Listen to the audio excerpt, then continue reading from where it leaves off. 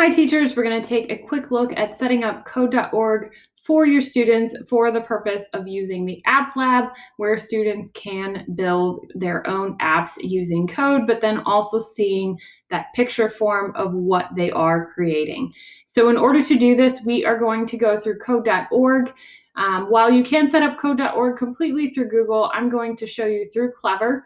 The easiest way to do this in Clever is to go to your teacher page in Clever. I'm at Demoville Elementary, my demo account, and we're going to click Add App, and from the list, you will click code.org. If you don't see it there, you can search for it. You will want to go ahead and proceed with all of the directions it gives you for setting up your account. Once the account is completely set up, students will have access through your teacher page as well. We're going to take a look at what the access looks like and show you where students will create and be able to save their projects. Now that I'm in my code.org account, I can see that I actually started the course for Intro to App Lab, and you can certainly give this course to your students. When you have your sections linked through Clever, it will allow you to then assign that section to them. So usually in Clever, you'll see under there will be a third-party tool, and Clever will be listed. I'm going to click Google Classroom just for this moment so that you can see what this looks like.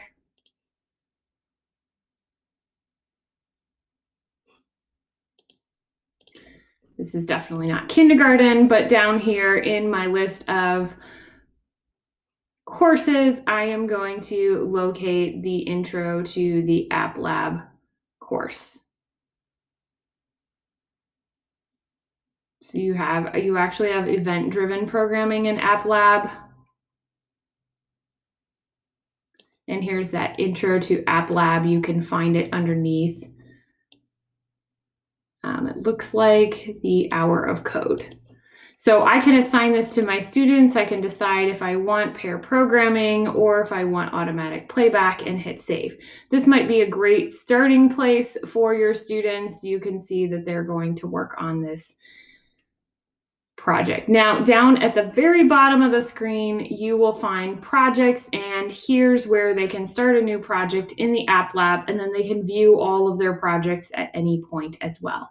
So if I start a new project in the App Lab,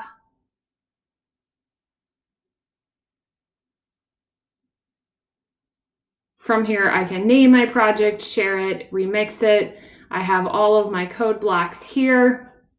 And then I have my screen here where I'm going to see my program in action. I do have different design elements as well as data that I can work with.